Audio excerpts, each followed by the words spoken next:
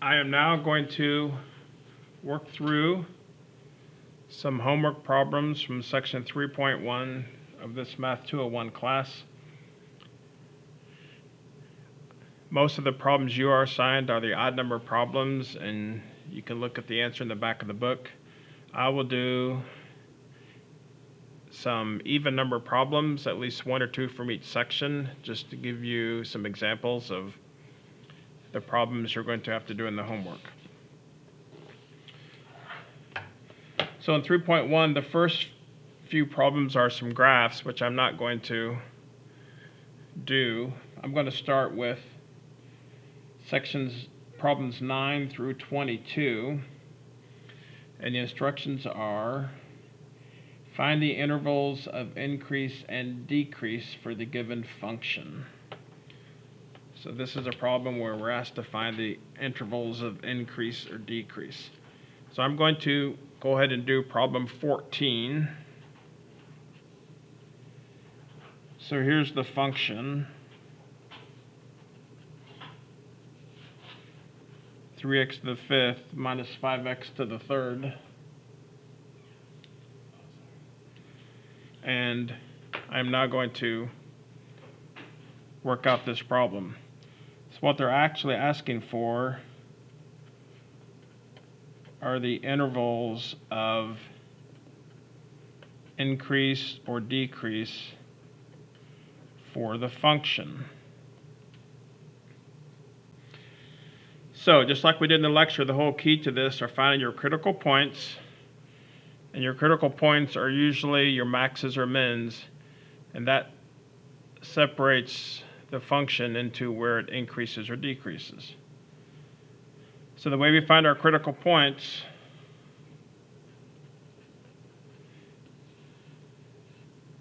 we take the first derivative of our function, so 15x to the fourth minus 15x squared. Now to find the critical points, we take the first derivative and we set it equal to 0, and we solve this equation. And the solution to this equation will be the values of x for their critical points. I'm going to factor here. I can factor out a 15x squared, and I'm left with x squared minus 1.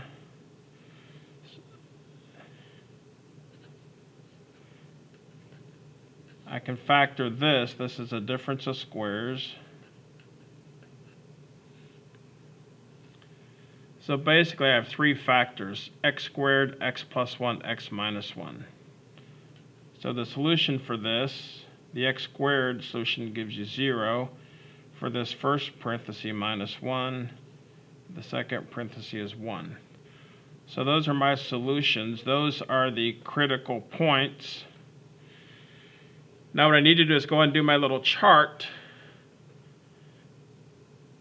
and check the first derivatives on either side of these critical points, and then that will tell me whether the function's increasing or decreasing. So here's 0, -1, and 1. So like I showed you in the lecture, this breaks it up into regions. So what I'm going to do is I'm going to look into region 1, and I want to see what the first derivative is going to be in region 1. And the key thing is whether it's plus or minus. The actual number is not important. All I want to know is plus or minus, because once again, in each region, the sign of the first derivative will not change. It's always either positive or negative. So for region 1, I'm going to choose a value of -2 for my test point. So basically I'm going to evaluate the first derivative when x is -2. So my first derivative is right here. So I plug in -2 for x.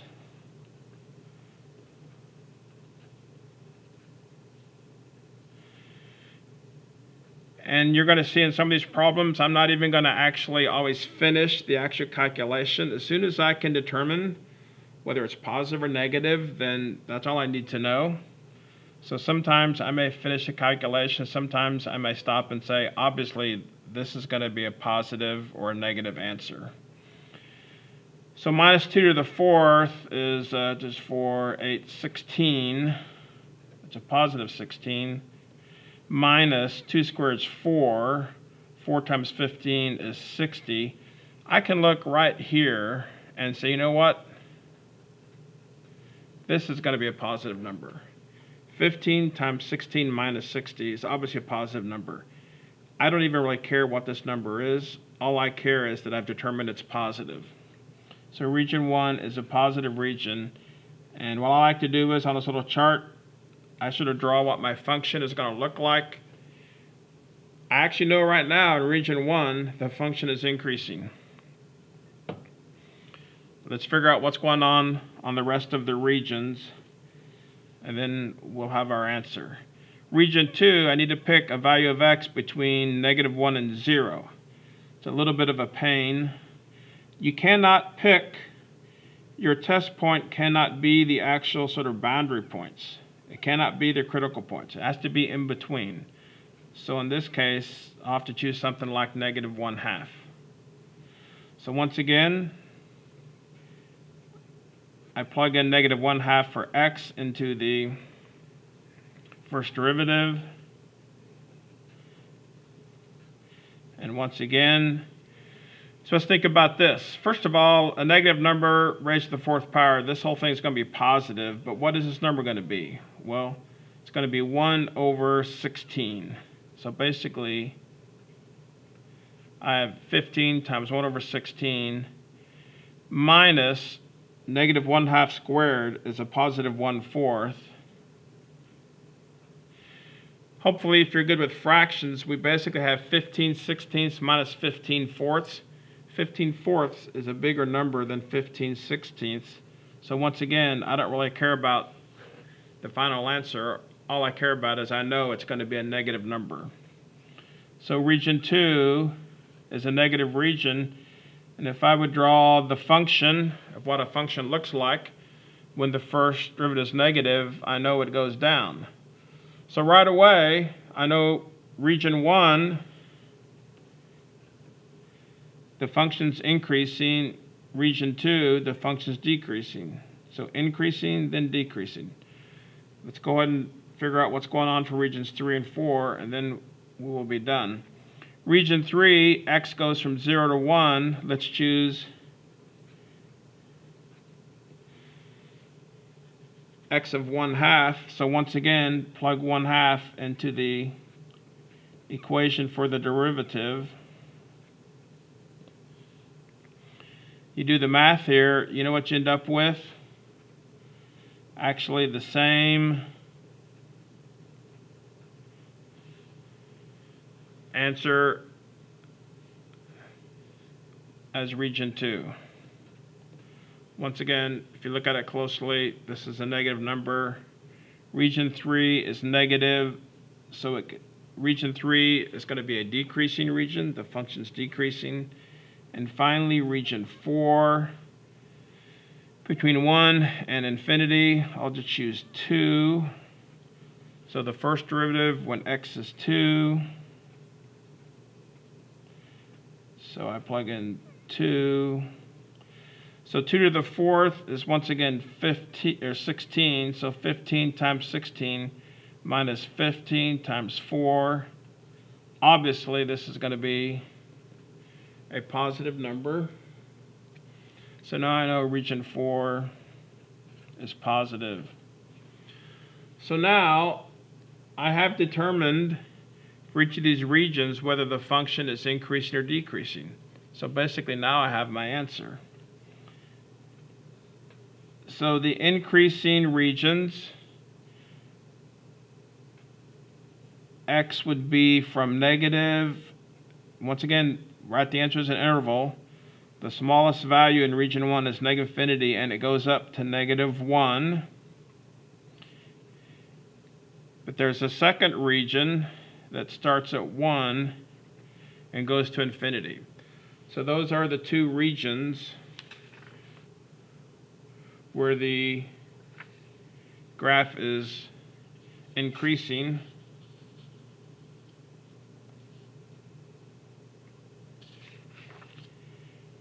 Decreasing is regions 2 and 3. -1 to 0, and then 0 to 1. Now, some of you might think, why couldn't we just say from -1 to 1, since these are both decreasing? Well, we can't do it because you know what? At 0, the function is actually not decreasing. 0 is a critical point, and in this case, it must be one of those neithers where the function, it probably flattens out at 0 and then keeps going down.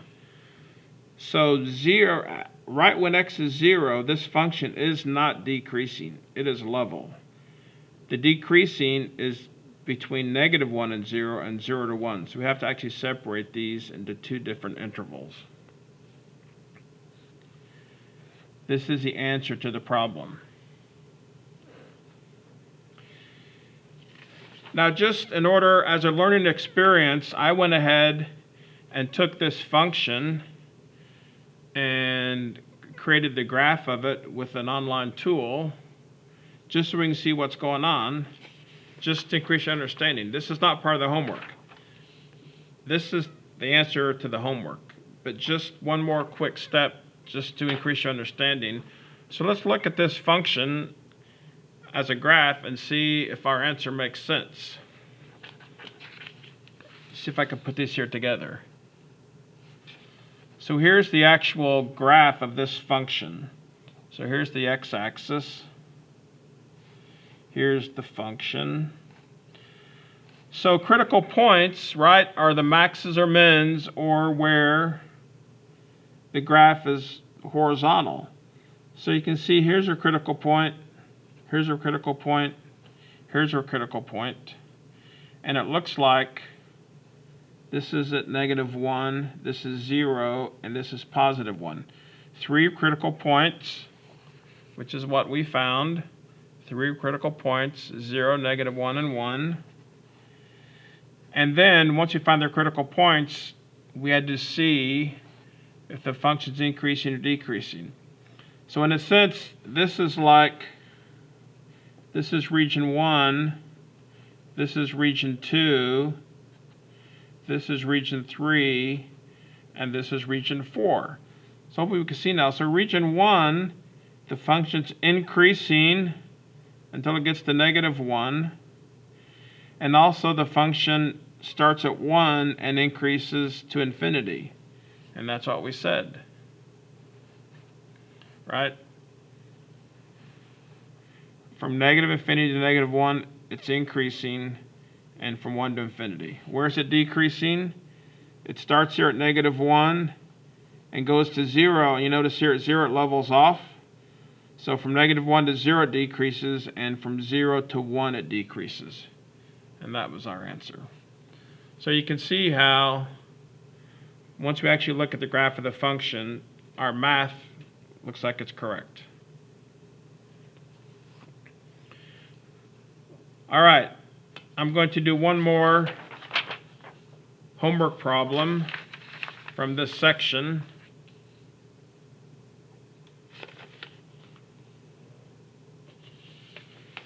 Actually, that was 14, and I meant to do problem 10 first. So I'll go ahead and go back and do 10. I'll do this one quickly, since theoretically, I assume this is a simpler problem, since it's a smaller number. So here's the original function. Here we have f of t, so they sort of changed the variables on us a little bit, but everything we do is just the same. Instead of x, we now have a t here. We want to find the intervals where this function is increasing or decreasing, so the whole key is to find their critical points. The way we find their critical points is we take the first derivative,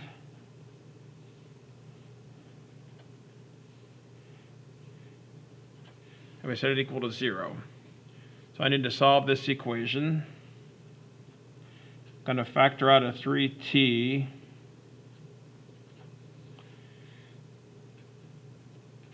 The solutions to this are 0 and -2. So those are not our critical points. So that's where the function's going to have either a max or a min or a neither.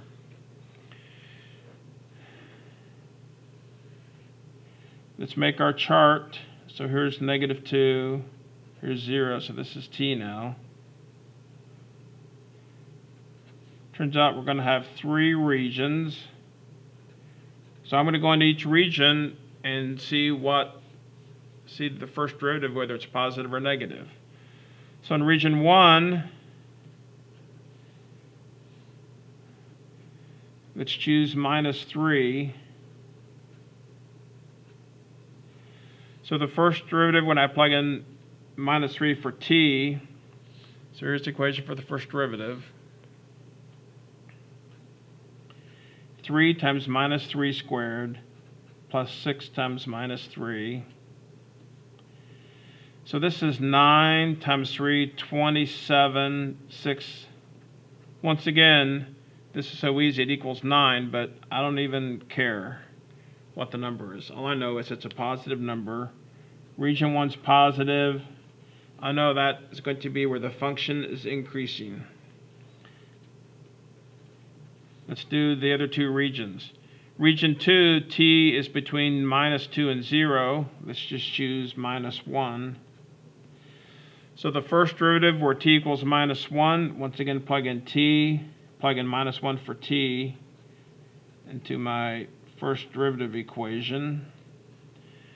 -1 squared is 1, 1 times 3 is 3, 6 times -1 is -6. Region 2, first derivative is going to be negative. Region 2, the function is going to be decreasing. Region 3 is from 0 to infinity. Let's choose 1. So 3 times 1 squared plus 6 times 1.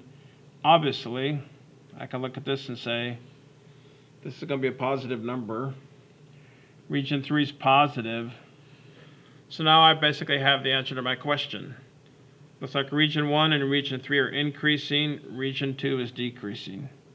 So the increasing regions or intervals, actually t, right? I'm not doing x. T would be -infinity to -2. And then here's the second region or interval, 0 to infinity. Where is it decreasing? Here in the middle, from -2 to 0. And just for fun, I actually made a graph of this. Critical points, -2, 0. Here's the graph of this. If you can see it, here's the critical points. Where's it at? This right here is t. This is f of t. When t is -2, I've got a maximum. When t is 0, minimum. So here's our critical points, -2 and 0. I said this is a increasing region, decreasing, increasing. So it looks like we did the math correctly. Increasing is from -infinity to -2.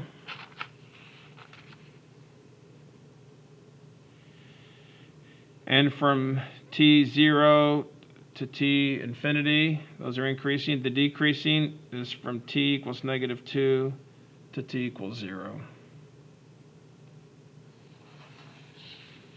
All right, so hopefully you will not find those too difficult as you work through those problems.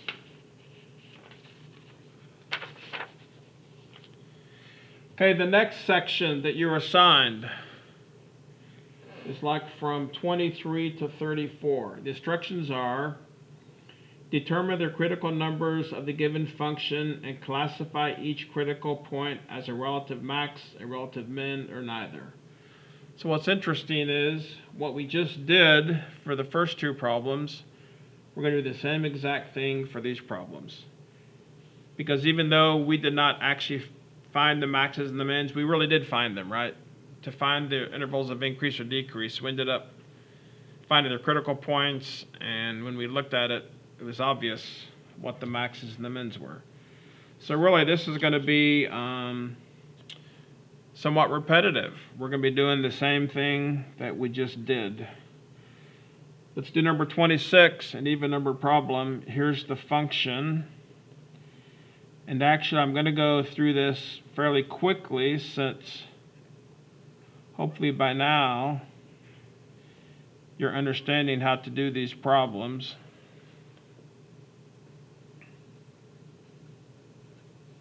Here's our function. 10t to the 6th plus 24t to the 5th plus 15t to the 4th plus 3. So once again, it's always the same progression. We need to find their critical points. Once you find their critical points, we create the chart. Once you create the chart, we can figure out what's going on in each region, and then we've pretty much got the answers to whatever they want to ask us. So to find their critical points, you take the first derivative of your function. 60t to the 5th. 24 times 5, like it's 120. T to the 4th. 15 times 4 is 60t to the 3rd. The derivative of a constant, of course, is 0. So there's the first derivative. Now to find their critical points, we take that first derivative and we set it equal to 0. So now it becomes more of an algebra problem.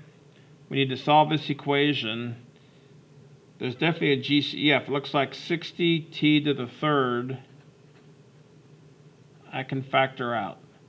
And I'm left with t squared plus 2t plus 1. Inside the parentheses, a trinomial which factors and do t plus 1 times t plus 1. So now I can solve this equation. The solutions are going to be from the t cubed, you get t equals 0. These parentheses are identical, and the solution for both of these is t equals -1. Those are my critical points. So once again, these are the points at where the first derivative is 0, right? So these are going to be maxes or mins or neithers. Now we're going to use our chart to determine which of those it is. So I marked here my critical points, -1, 0. Which breaks this up into 3 regions. Once again, same process. I'm going to go into each region and figure out whether the first derivative is positive or negative in that region. So region 1, I'll choose t, since it's my variable t, I'll choose -2. So plug in -2 into my first derivative. So here's my, let's just maybe use, these are all the first derivative. Maybe I'll use this one. Might be a little easier to do the math. So let's put 60, -2 cubed, -2 plus 1, -2 plus 1. Actually, you know what I could do to make it even simpler? Since these are identical parentheses, I could put t plus 1 squared. Let's just do that. So first of all, -2 cubed is -8, right? It's a negative number. So I have 60 times -8. -2 plus 1 is -1, but it's squared. Once again, I don't even really care what this number is, but I know it is negative. Region 1 is a negative region, which means my function is decreasing. A negative slope means your function is decreasing. Negative first derivative means a negative slope, which means my function is decreasing. Let's go see what is going on in region 2. I've got to pick a value of t between -1 and 0. We'll choose -1/2. So once again, we plug it into the first derivative.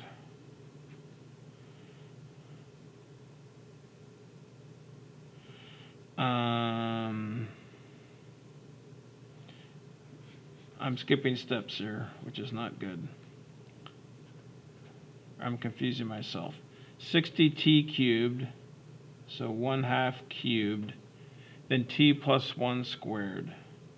-1/2 plus 1 squared. All right. So -1 cubed is -1/8. So this is 60 times -1/8. -1/2 plus 1, but really since it's squared, I don't really care what's in here. It's always going to be positive.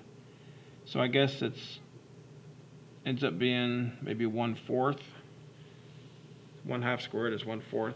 Anyways, bottom line is, you know what this is going to be? This is going to be a negative number. Region 2 is a negative region. So the function is decreasing in region 2.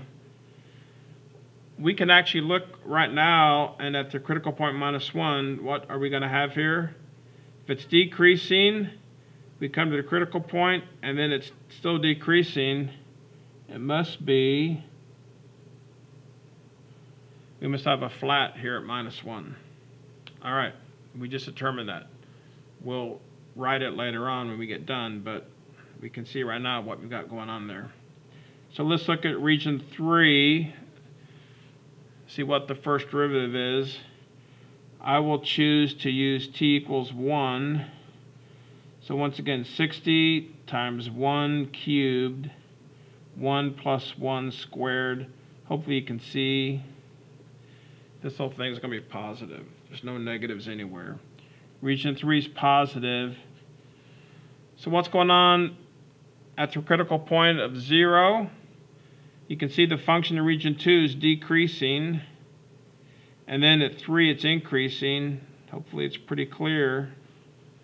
We must have a minimum when t is equal to 0.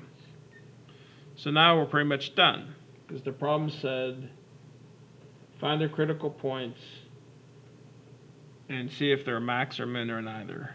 So at x equals -1, we have a neither. At x equals 0, we have a minimum. So these are the two critical points, and at those critical points, that's what we have. All right, hopefully when you watch me do that, you said to yourself, this isn't too bad. And just for fun, once again, I tried to make a graph of that function. Looks sort of funky. You can see here, once again, the critical points are when the graph is perfectly horizontal. So I got a critical point here and a critical point down here. Looks like it's at -1 and 0, which is what the math told us. And we said at -1 we have a neither because it's decreasing, it flattens out, and continues to decrease. That's a neither. And then we said when t is 0, we have a minimum. So it looks like our math, I think we did it correctly. It matches up with the graph. All right, let's do one more from this section. This one, the math might be a little trickier, so I wanted to do one of these. I'm now going to do 32. Same instructions, find the critical points and decide whether they're a max or a min or neither. For this problem, the function is called g of x. So here's the function, 4 minus 2 over x plus 3 over x squared. Same steps. To find the critical points, take the first derivative, set equal to 0, solve that equation, and you know all the rest. You know what I need to do first here, since I'm going to take the derivative of this, when we learn to take the derivatives, I'm going to use the power rule for these, but I can't do it like it's currently written. So just to make sure I'm not making mistakes, let's move the x up to the top so it becomes x to the minus 1. And if I move this x to the top, it's x to the minus 2. So now, if I take the first derivative, course derivative of a constant is just 0. So now we have minus 2, the minus 1 comes down front, and then we subtract 1 from the exponent. So there's the derivative of this term.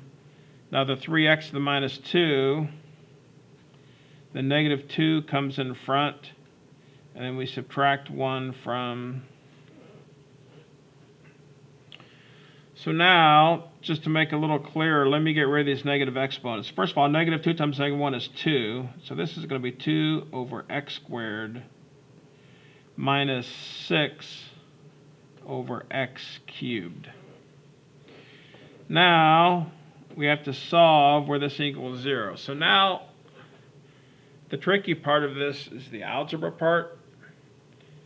So I know sometimes you have an algebra for a while. What I'm going to do here is, first of all, well, let me do this. It may be easier to see. Let me leave it like this.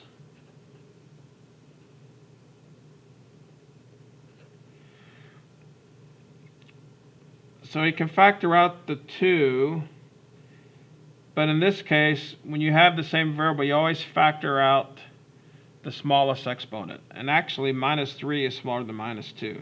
It looks bigger, but it's actually smaller.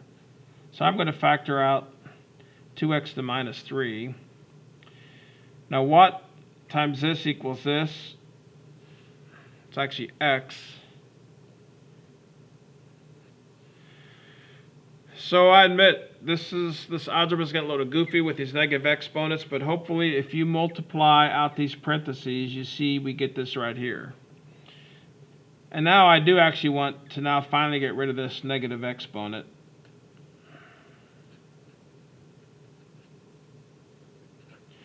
So basically now we're trying to solve this equation. So you can see I've got two factors here, and the solution to this equation is whatever value of x makes either one of these factors equal to 0. So if we think about this one, let's just talk about this for a minute. One of the solutions is going to be whenever 2 over x cubed equals 0. So the question is, what number could I plug in for x to make 2 over x cubed equals 0? And the answer is actually, there's no solution to this. There's no number I can put in for x to cause this thing to equal 0. I can put in a huge number for x, and this gets very, very small, but it never, ever actually gets to 0. So actually, there's no solution from this factor. Excuse me. However, here's my second factor, and this one's pretty clear, right? The solution to this would be x equals 3. So as it turns out, for this problem, there's only one critical point. There's only one time in this function where the graph flattens out, or we have either a max or a min or neither. So let's just figure out what's going on when x is 3, and then we're going to be done. So I go ahead and still make my chart. And as it turns out, I only have two regions. So let's look in region 1 and see what the derivative is. So here once again, let's use this. This is my first derivative. This one I can understand pretty easily when I do my calculation.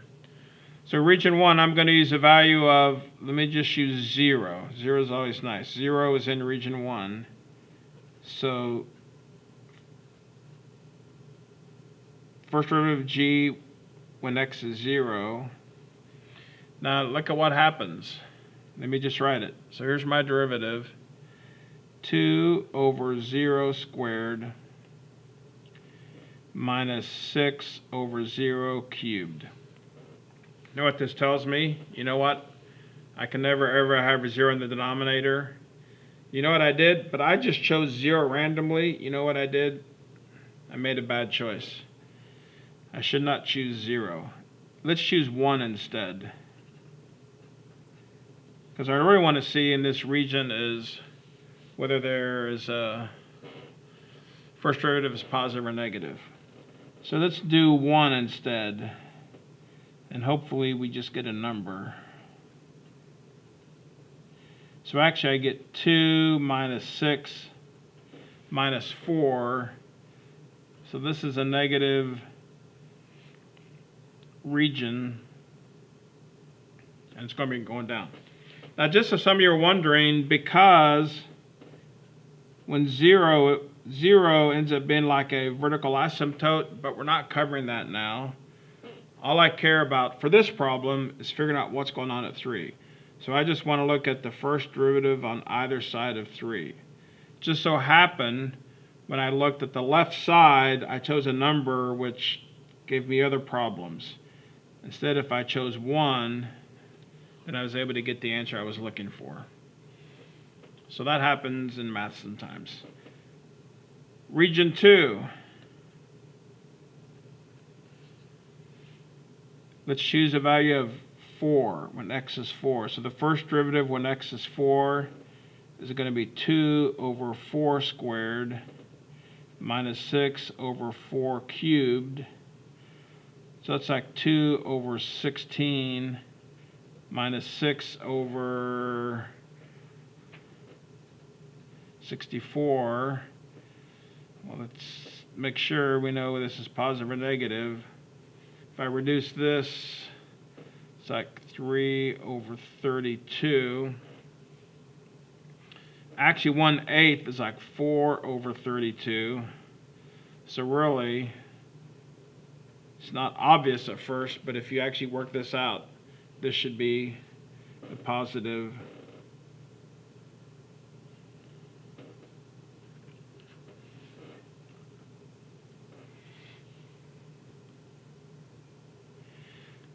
So I've determined region 1, the function's decreasing, region 2 it's increasing. What's going on at this critical point? Pretty obvious, right? It's going to be a minimum. And there's only one critical point. So at x equals 3, we have a minimum. And as I keep doing, I went ahead and tried to graph this out. This is sort of an interesting graph because, first of all, it's in 2 separate pieces. So you can see when x is 0, what's going on. This is an asymptote, right? This is like there's a break in the graph. And that's why when we looked at x equals 0, goofy things begin to happen. But for our problem, we said when x is 3, we have a minimum. X is 3 is right here.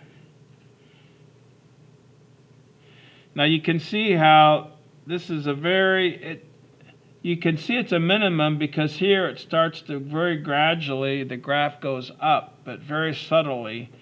So with the naked eye, it really would be hard to tell where the absolute, I mean, there's an absolute point in here where the graph goes down as much as it's going to before it starts very slowly going back up. But the math tells us it happens right here. With the naked eye, you would never know whether it's here or here or here. So sometimes when you have a graph, if it's like this, you can't always exactly tell where the maxes and mins are. But when you do the math gives you the precise answer. All right. So now, actually I have one more problem to look at from this homework. The last section of homework is 45 through 48. And I'm going to do number 46. And the instructions are, the derivative of a function f of x is given. In each case, find the critical numbers of f of x and classify each as corresponding to a relative maximum, minimum, or neither. Excuse me while I... So this is an interesting problem because in our other problems, they gave us a function and we had to go find the first derivative and solve for it. Here, they're sort of nice to us in that they went ahead and they're just giving us the equation for the first derivative. So for 46,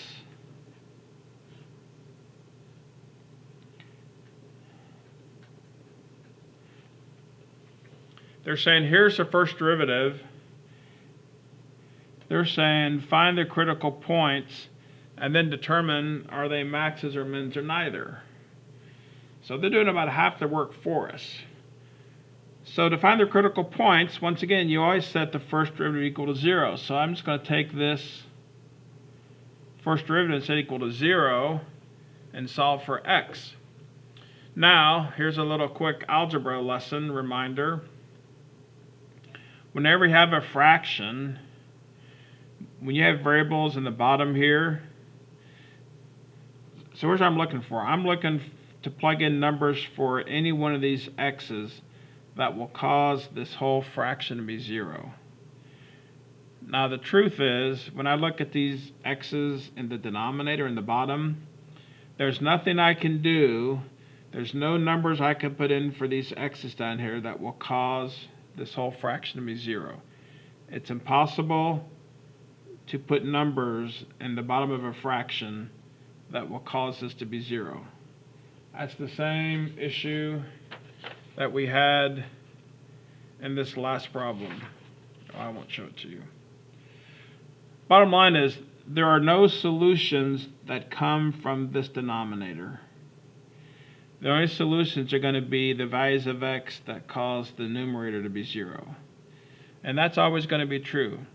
If you ever have a first derivative that's a fraction and you set it equal to 0, the solutions are always going to come from setting the numerator equal to 0. So really, basically, to solve that equation becomes this problem. And this is pretty easy to solve, right? X would be 0 and x would be 2. So those are the critical points. So now, all I have to do is go plot these critical points on my chart, and then I'm going to look at the first derivative in each of these regions, and once I decide whether it's positive or negative, then I can figure out what's going on at my critical points. So we've done this so many times before, hopefully. You see that it's pretty straightforward. So region 1, let's choose -1. All right, so I got to plug in -1 into this equation. So let's be careful, make sure I'm not making any mistakes. 2 minus a -1 over -1 squared plus -1 plus 1. So this is, first of all, 2 minus a -1. This is like 2 plus 1. That's 2. 2 times -1, so -2 on the top. -1 plus 1 is 0. -1 squared is 1. It looks like this whole thing equals -2. Looks like region 1, the first derivative is negative, so the function is decreasing.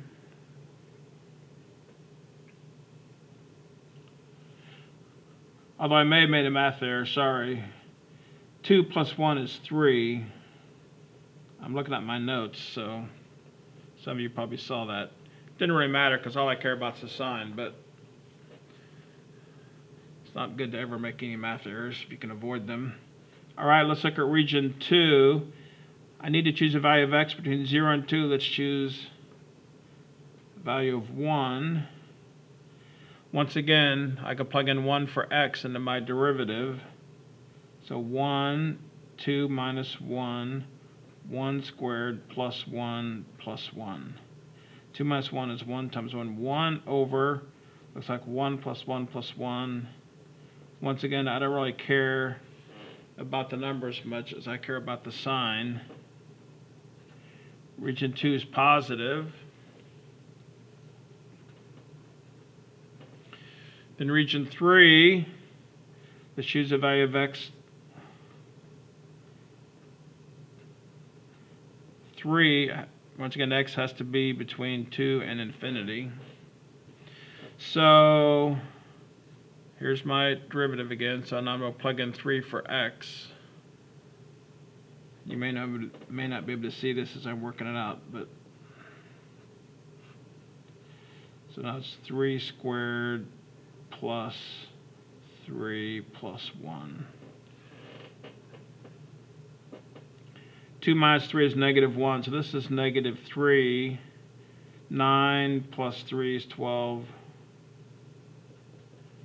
Once again, all I care about is the sign. It looks like region 3 is negative. So now I have two critical points, 0 and 2. Hopefully it's pretty obvious. When x is 0, I've got a minimum. When x is 2, I have a maximum. So you say when x is 0, you have a minimum. When x is 2, you have a maximum. All right, so those are some of the problems that are in the homework for section 3.1. So hopefully as you work through the problems you're assigned, this will help you.